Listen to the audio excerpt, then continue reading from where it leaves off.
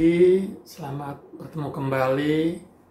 Hari ini tanggal 14 hari pencurahan Roh Kudus atau hari Pentakosta yang akan kita jalani selama 10 hari, di mana hari Pentakosta merupakan pencurahan Roh Kudus kepada orang-orang yang dipilih oleh Tuhan. Sebelum kita lanjutkan renungan pagi hari ini, mari kita satu dalam doa. Tuhan, terima kasih Bapa buat pagi hari ini luar biasa. Kami tahu pemeliharaan penyertaan-Mu selalu baru setiap hari. Berkat-berkat-Mu tidak pernah berkesudahan dalam kehidupan kami ya Bapa. Terima kasih Tuhan. Terima kasih Bapa. Biar sebentar renungan pagi hari ini boleh membuka hati dan pikiran kami untuk kami boleh tetap setia, untuk kami boleh mengerti setiap kehendak firman-Mu, dan juga yang terutama kami melakukan setiap perintah-perintah-Mu ya Bapa. Terima kasih Tuhan, luar biasa. Hanya di dalam nama Tuhan Yesus kami sudah berdoa dan ucap syukur, haleluya. Amin. Renungan pagi hari ini saya beri judul ciri-ciri orang yang dipenuhi Roh Kudus. Saya akan bacakan dalam Kisah Para Rasul 2 ayat 1 sampai 4, demikian firman Tuhan. Dengan judul perikop Pentakosta. Ketika tiba hari Pentakosta, semua orang percaya berkumpul di satu tempat. Tiba-tiba turunlah dari langit suatu bunyi seperti tiupan angin keras yang memenuhi seluruh rumah di mana mereka duduk. Dan tampaklah kepada mereka lidah-lidah seperti nyala api yang bertebaran dan hinggap pada mereka masing-masing. Maka penuhlah mereka dengan Roh Kudus, lalu mereka mulai berkata-kata dalam bahasa-bahasa lain, seperti yang diberikan oleh Roh itu kepada mereka untuk mengatakannya. Jadi Pentakosta atau hari pencurahan Roh Kudus diberikan ketika para rasul berkumpul di Yerusalem. Kenapa mereka menantikan pencurahan Roh Kudus? Karena Tuhan Yesus yang memerintahkan untuk menerima Roh Kudus untuk mereka berkumpul di Yerusalem. Mungkin setiap orang menginginkan mereka dipenuhi dengan Roh Kudus. Kenapa? Karena Roh Kudus itu adalah roh penolong yang memberikan kita kekuatan untuk kita tetap setia, untuk kita boleh mempunyai kekuatan untuk menjalankan perintah Tuhan. Karena setiap anak Tuhan itu ketika mereka diperintah oleh untuk menjalankan firman Tuhan, semuanya gak gampang. Karena kita harus mematikan kedagingan kita harus melawan setiap hal-hal yang bertentangan dengan keinginan hati kita. Karena kenapa? Hati kita itu, manusia itu egois. Mereka ingin mau yang enak, mereka mau tidak mengalami masalah, mereka mau segala sesuatu instan. Ketika mereka menghadapi masalah juga mereka mau pertolongan itu diberikan dengan cepat. Roh Kudus memberikan kita pertolongan, Roh Kudus memberikan kita kekuatan. Ketika kita lemah, kita dikuatkan. Ketika kita jatuh, kita diberikan pertolongan oleh Tuhan. Ciri-ciri orang yang dipenuhi oleh Roh Kudus adalah yang pertama, taat pada Allah. Orang yang penuh dengan Roh Kudus pasti taat pada Allah. Nggak mungkin orang yang dipenuhi Roh Kudus nggak taat kepada Tuhan. Yang kedua, hidup kudus dan menjauhi dosa. Saya pertama kali menerima Roh Kudus, rasanya luar biasa. Rasanya seperti kita ada di surga. Rasanya seperti kita nggak mau putus-putusnya berdoa kepada Tuhan. Kita nggak mau jauh daripada hadirat Tuhan. Itulah kasih mula-mula yang kita rasakan ketika kita menerima kepenuhan Roh Kudus. Yang ketiga, hidup berdasarkan firman Allah. Orang yang dipenuhi dengan Roh Kudus, dia akan berusaha untuk mentaati firman Tuhan. Kenapa? Karena firman Tuhan adalah suara Tuhan. Jangan pernah kita berharap kita mendengar suara Tuhan kalau kita nggak membaca firman Tuhan. Yang keempat, senantiasa memberitakan Injil. Orang yang dipenuhi dengan Roh Kudus, dia akan mempunyai kerinduan untuk memberitakan Injil kemana-mana. Supaya mereka juga menerima berkat yang kita rasakan, mereka boleh menerima segala sesuatu pertolongan yang Tuhan berikan dalam kehidupan kita. Yang kelima, senantiasa melakukan kehendak Allah. Orang yang jatuh cinta kepada Tuhan, dia akan melakukan apapun yang Tuhan perintahkan dalam kehidupan kita. Kita akan merasakan begitu luar biasa sesuatu yang tidak pernah kita rasakan sebelumnya. Mungkin segala sesuatu yang lain, kenikmatan dunia, nggak ada artinya ketika kita pertama kali menerima Roh Kudus. Yang keenam, menghasilkan buah-buah roh. Jadi, ketika kita menerima Roh Kudus, kita juga akan menghasilkan buah-buah roh. Jadi, orang-orang yang dikatakan setia kepada Tuhan, orang-orang yang melayani Tuhan, orang-orang yang dikatakan percaya kepada Tuhan, bisa dilihat dari buah-buah rohnya. Apakah buah-buah rohnya itu menghasilkan sesuatu buah yang manis atau buah yang asam? Roh Kudus pasti menghasilkan buah yang manis dalam kehidupan kita. Orang lain bisa merasakan buah-buah yang kita hasilkan. Apa itu buah-buah roh? Yang pertama, kasih, sukacita, damai sejahtera, kesabaran, kemurahan, kebaikan, kesetiaan, kelemah lembutan, dan yang kesembilan, penguasaan diri.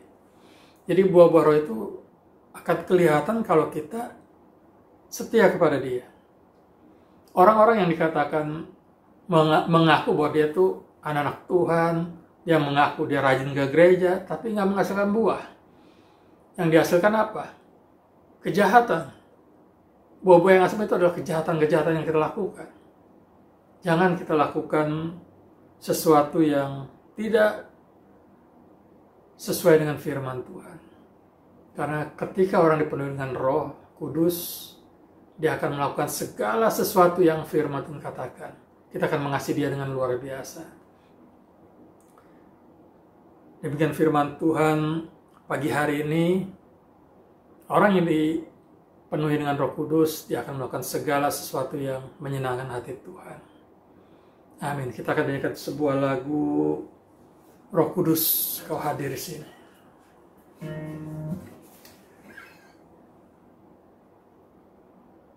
Saya mengharapkan ketika kita menaikkan pujian, kita juga menaikkan hati kita ke hadapan Tuhan, kita bawa hati kita, roh kita ke hadapan Tuhan, supaya apa? Supaya kita dipenuhi dengan Roh Kudus.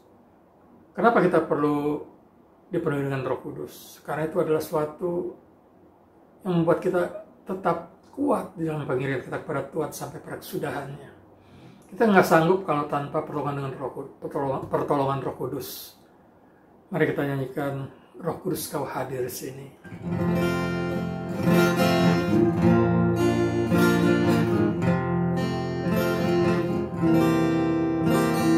Roh Kudus, Kau hadir di sini. Roh Kudus, ku mengasihimu.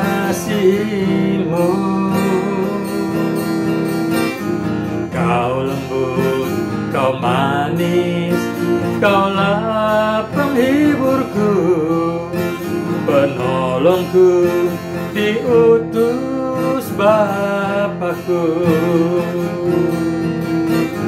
Roh Kudus, Kau hadir di sini. Roh Kudus, ku mengasihimu.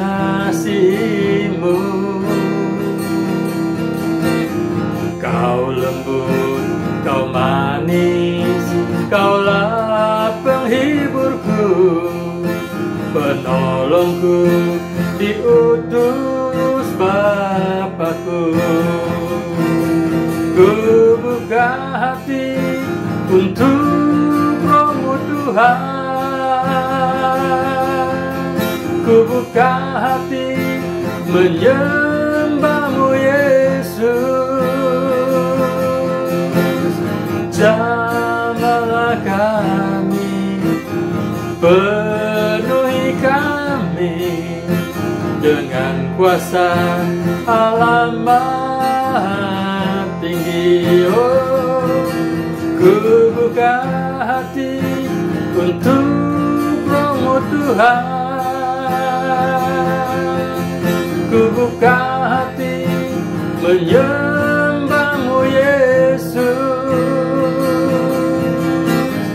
Jamahlah kami, penuhi kami dengan kuasa alamat tinggi. Ku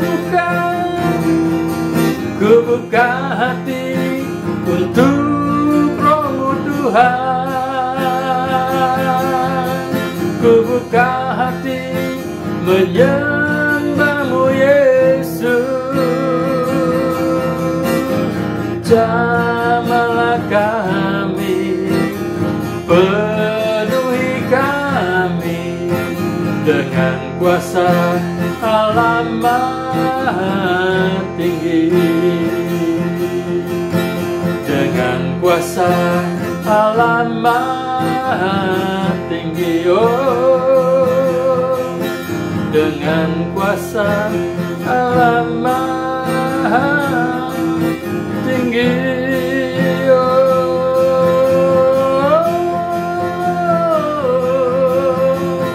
syanarala ya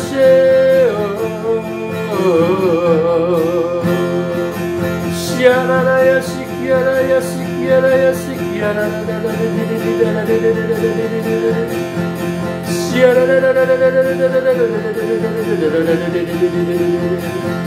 jamah hati kami Tuhan, jamah hidup kami, penuhi kami Tuhan dengan Roh Kudus-Mu.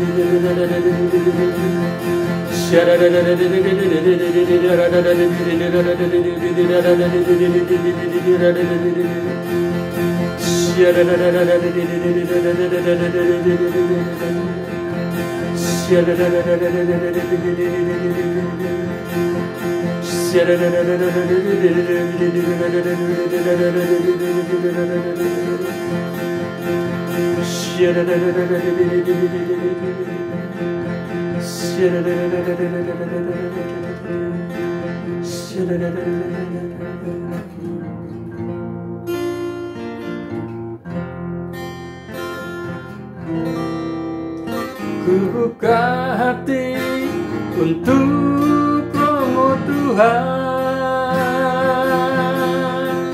Ku buka hati menyembah-Mu Yesus. Jamahlah kami, penuhi kami dengan kuasa alamat tinggi, dengan kuasa alamat tinggi.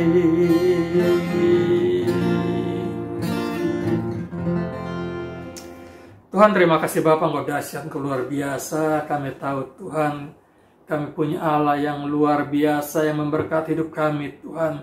Bagaimanapun keadaan situasi saat ini, tapi kami tahu Tuhan, orang mungkin berkata ekonomi sedang kacau, mungkin orang berkata kami tidak sanggup lagi, mungkin orang berkata aku tidak mau hidup lagi karena himpitan yang begitu luar biasa. Tapi kami sebagai anak Tuhan, ketika Roh Kudus ada di dalam kehidupan kami mempunyai kekuatan yang baru setiap hari, kami mempunyai semangat yang baru dalam pengiringan kami kepadamu ya Bapa. Terima kasih Tuhan. Ajar kami untuk kami selalu percaya kepada Engkau ya Bapa. bahwa Engkau Allah kami yang luar biasa, Engkau Allah kami yang memelihara hidup kami, Engkau Allah kami yang memberkati hidup kami, Engkau yang selalu menjadi benteng hidup kami ya Bapa. Terima kasih Tuhan, terima kasih Bapa, dan kami sebagai anak Tuhan boleh selalu berharap pada pertolongan Roh Kudus, karena kekuatan dari Roh Kudus yang memampukan kami untuk kami boleh tetap setia. Terima kasih Tuhan, terima kasih Bapa, terima kasih Roh Kudus, terima kasih buat pagi hari ini.